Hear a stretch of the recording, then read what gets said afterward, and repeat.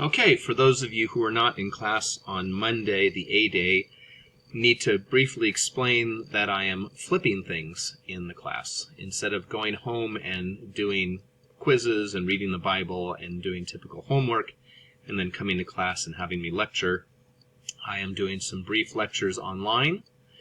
You can pause them if I'm going too fast. You can fast forward through them if you think you know the stuff.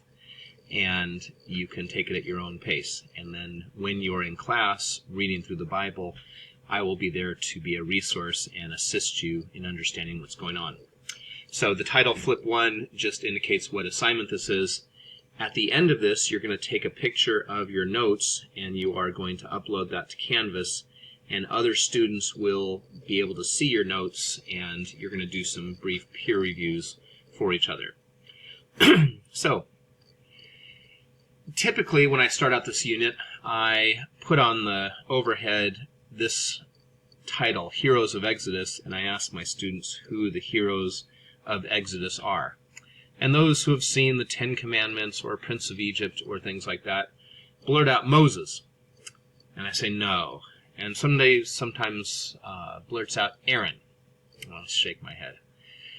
In movies like that, which I do not show in class, at least partially for this reason, they emphasize Moses as the hero, and they neglect the fact that it's really, for the first few chapters of Exodus, women who are heroes of the story.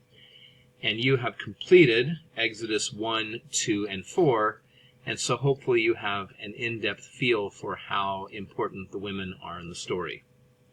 Now, these are notes that you want to take so that you can study for our first test. I'm going to suggest that you put the names and skip a line or two between each so that you can write definitions for them. I'm going to put up a description and their names. In many cases in the Bible, they don't include a name or the name is buried somewhere else. I will put them on the test exactly this way. The women who help Moses get beyond the diaper stage are the midwives, Shiphrah and Puah, whose names are mentioned in the Bible. The mother of Moses, who is identified as the wife of a man from the tribe of Levi. Her name, Jochebed, is buried much later in the Bible. I only learned that a couple of years ago myself. There's the sister of Moses, and later in the Bible they talk about him having a sister named Miriam, and she's important in a couple of later stories. But she is unnamed in the early chapters of Exodus.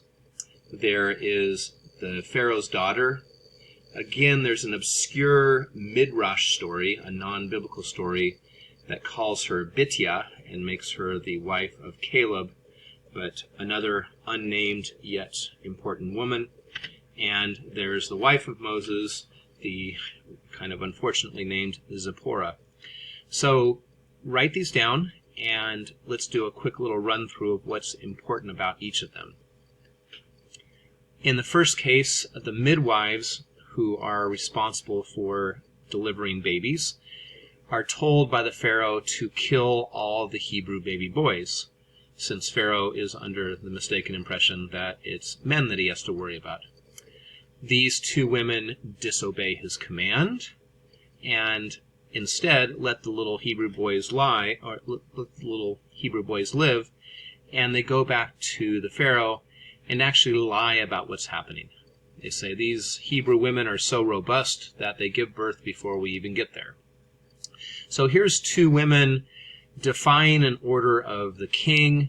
They are lying to him. They are showing some courage and ingenuity, and yet there's no songs about them in Prince of Egypt. Next is the mother of Moses, who hides a little baby for several months. Again, not an easy thing to do. I'm sure that the penalty for hiding a Hebrew baby boy is probably pretty severe. When he gets to the age where she can no longer hide him, she builds a little boat or a little ark, to go back to the Noah story, and sends him down the river.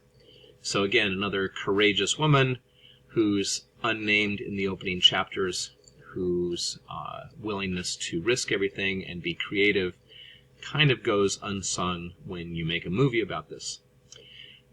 Next is the sister of Moses, again unnamed, who follows the basket as it floats in the river. And when the basket is found by the Pharaoh's daughter, the sister of Moses is the one who comes out of the bushes and says, "Hey, are you looking for somebody to be a wet nurse for that baby?" That's a technical term, actually, for a woman whose job is to nurse a baby, especially for somebody like the Pharaoh's daughter, who is not a lactating woman.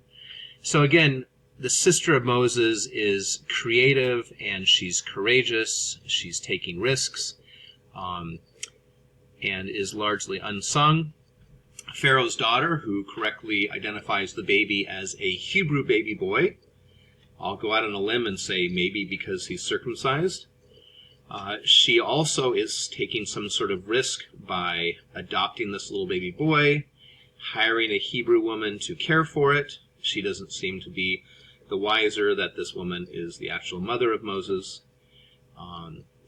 And she's an Egyptian who's taking care of him as well. Finally, there is a scene where Moses actually rescues a woman at the well. If you think back to the stories of Jacob and Isaac getting their wives from the well or the meeting place, this is typical. Zipporah is not a Hebrew woman, and Moses marries her. But then it turns out later on that Moses didn't have his son circumcised according to the covenant with Abraham, and so Zipporah has to wake up in the middle of the night and with a flint knife circumcises their little baby boy and saves Moses from being killed by God. Which leads us then to the men. So hopefully you have some good definitions written down for the women, and if not, pause, go back, and rewrite them. There are a few men who are key in the story of Exodus. There is Moses, of course, there is Aaron, and there is Joshua, and Caleb will appear later on. Not sure if he'll make it onto the test. I'll probably find some room for him. The picture of Moses that emerges out of the opening chapters of Exodus are not necessarily flattering. I'm going to lead you through the story where Moses has an encounter with God on Mount Horeb or Mount Sinai, and suffice to say, he is not an Abraham-like figure. The earliest story we have about him is that in a fit of anger, he killed an Egyptian, and then he runs away to preserve his life. He does save the young woman at the well by chasing away the mean shepherds. But he's also somebody who apparently has not kept the covenant of circumcision. So already we're getting a look at Moses as being somewhat of a flawed character. Aaron is actually the brother of Moses, and Moses is described as not being a good speaker, or describes himself as not being a good speaker, and so God commissions Aaron to be his spokesperson. Presumably Aaron is his older brother, since the execution of little baby boys by the Pharaoh wouldn't make it as likely for him to survive. But Aaron and Moses together are going to go before Pharaoh and be the spokespersons. That's the literal translation of the word for prophet in Hebrew. They are going to speak on behalf of God to the Pharaoh so that the Pharaoh will let the Israelites go. So Aaron is going to have some flaws in his character later on that we will examine a little bit. And Joshua is somebody that we'll cover later on. And Caleb is somebody that we will cover later as well. So make sure you have a list of all these people and at least some preliminary things about Moses. Be ready to add some more later, and then we'll talk about Aaron, Joshua, and Caleb after you've done some more reading in the Bible. In class, I sent you home with a map of Egypt, and this is a filled-in map that has way more detail than you need. But there will be a map on the next test, and I want to point out some important elements of it that you should start labeling. There will be a test, and you're going to take a picture of this and submit this as well after you have watched the video. So if we go back to our map from the final exam, this area over here is Egypt, watered by the Nile River, whose regular flooding makes it such an agriculturally stable area. The Israelites live in the land of Goshen, kind of in the Nile Delta. That's important because a lot of the plagues don't affect them, yet the Pharaoh, living in what's called Upper Egypt, upstream, and so instead of Lower Egypt, downstream, that some of the plagues seem to affect the Egyptians, but the Israelites are just fine where they are. It's hailing and knocking over the crops in Egypt, but the Israelites are fine. There's darkness in Egypt, but there's plenty of light where the Israelites are. So make sure you understand where Egypt is, the Nile River, and the Mediterranean Sea. You might even consider coloring in your map. The Red Sea has two different forks to it. You do not need to know the two forks, but the Gulf of Aqaba on the right and the Gulf of Suez, where there is now a canal connecting the Mediterranean to the Indian Ocean, are the two fingers of the Red Sea at the bottom of the screen. In the upper right-hand corner is the Sea of Galilee, which will become important when we get to the stories of Jesus. The Jordan River flows from north to south down into the Dead Sea, several thousand feet below sea level, and that is the main bodies of water that you need to know. On your map, you should put in this area the Sea of Reeds. The literal translation of the word that is typically translated as Red Sea in the Bible is actually Yam Zuf. It's the place of reeds, and reeds are plants that grow in shallow or tidal areas.